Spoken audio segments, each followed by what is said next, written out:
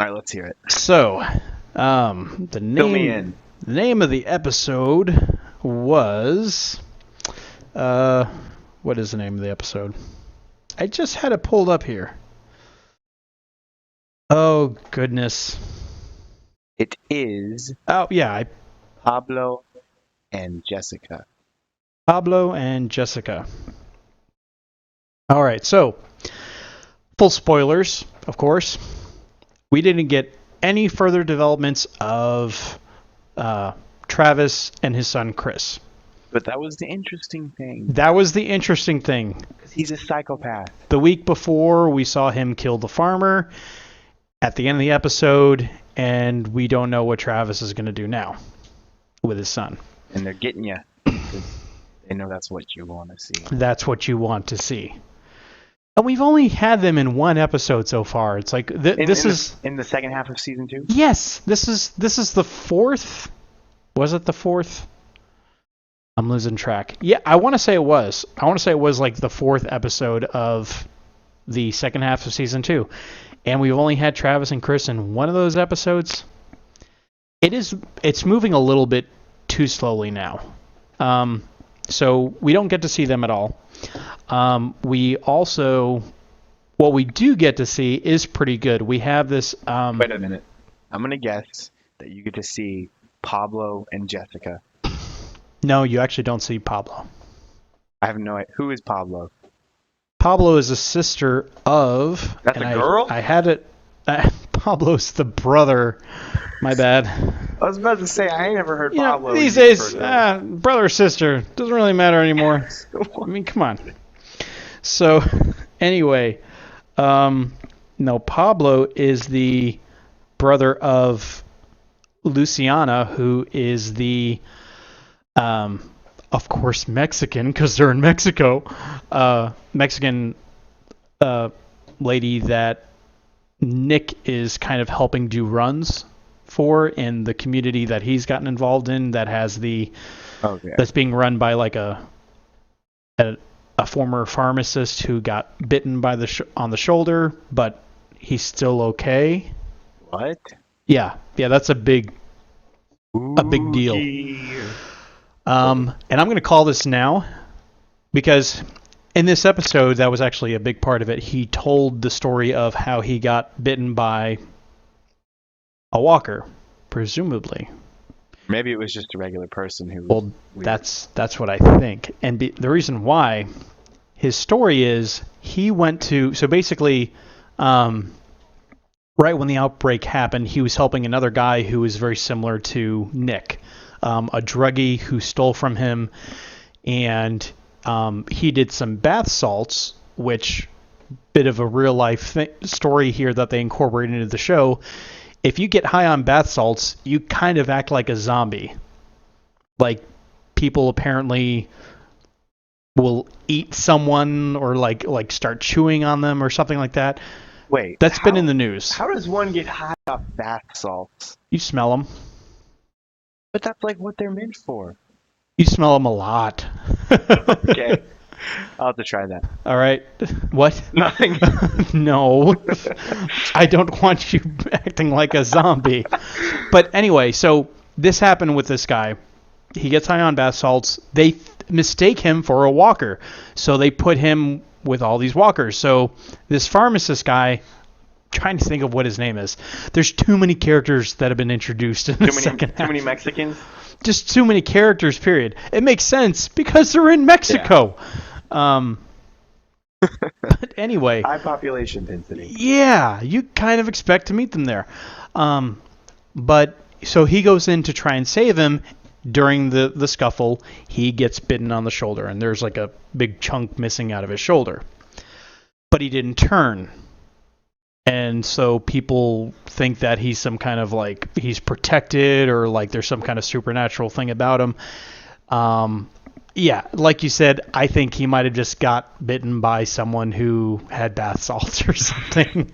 A bath salt druggie. Yeah, I think that's what it's going to turn out to be. I don't think it's going to be anything special. Disappointment. What? So we hear that in that episode. Also, by the end of the episode, Luciana and Nick are, romantically involved. Yes.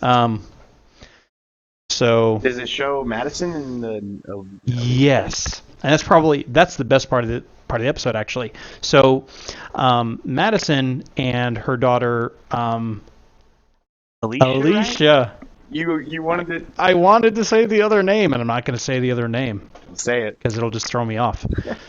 Let me fix this audio again real quick. Okay, are we better? Yeah, we're better. Okay. Slightly. What? Wait, what is it? No, just my audio sounds funny. Does my audio sound weird to you? Not really. No, I kind of sound like I'm underwater sometimes.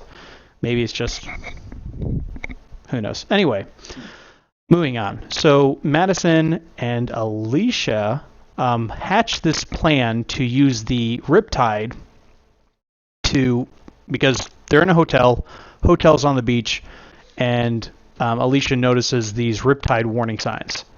And there's a dock or a pier that goes out really far. So she has this plan. Hey, how about we all get because they're trying to clear the floors kind of one at a time in the hotel, and it's going to take them a while to do that.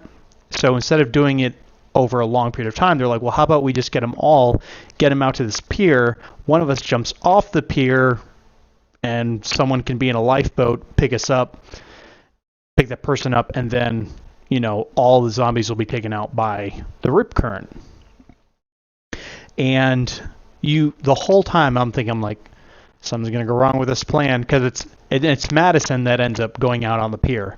Alicia and Madison are kind of arguing about which one of them is going to do it. So, a second here, do it again. Are you hearing it now? Well, I heard you sounded kind of like Poppy, like you were popping a little bit. Oh, no. Let's try it now. It's still kind of doing it, but anyway. But yeah, the plan, even though it made you feel like something was going to go wrong, actually worked. It actually worked. Went on without a hitch. There we have a moment where Strand, and they have like a meal. Strand kind of walks away from the meal. So wait, I thought that dude was dead. Strand? Yeah. No, he's alive. I thought he killed himself. Are you thinking about Daniel, who burned down the compound? Wait, Strand is the dude who had the boat, right? Yeah, he's alive. Oh, okay.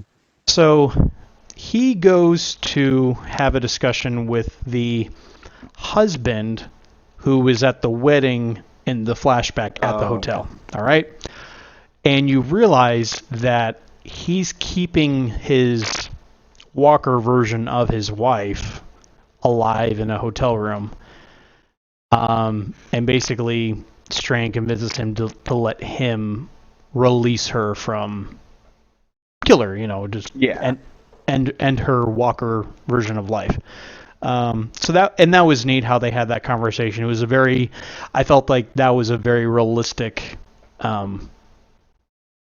conversation that would happen at that point. And that's honestly I think those are the best moments of The Walking Dead, when you have people kind of in a real way, not a comic booky kind of way, when people in what seems like a realistic manner handle the problems you would face in this situation. And I feel like that's when the show's at its strongest. So that was good. And aside from that, really not much else sticks out in the episode. Nick and Luciana go off and do something earlier in the episode. Yeah, I guess they're still making like watered down drugs for the drug dealers. They're taking the oxycodone, mixing it with something else. It's Nick's idea. It's to save the supplies from running out too quickly. And so he comes up with that plan. And hopefully that's not going to blow up in their face. because the pharmacist keeps saying, like, I think that's really risky. If they find out that we're watering down the oxycodone, that's not going to work out for us. And Nick's like, oh, I do it all the time and all this stuff. So that could be setting up for something bad to happen in the future, but we'll have to wait and see. So, not as good as last week's episode, but some strong moments. I would give it an 8 out of 10. It's pretty good. Give it an arbitrary 6 out of 10. You should give it 4 ducks out of 3 weasels. Yes. Yeah. We're official score. You heard it here first. Here on the Level 1 Sword podcast.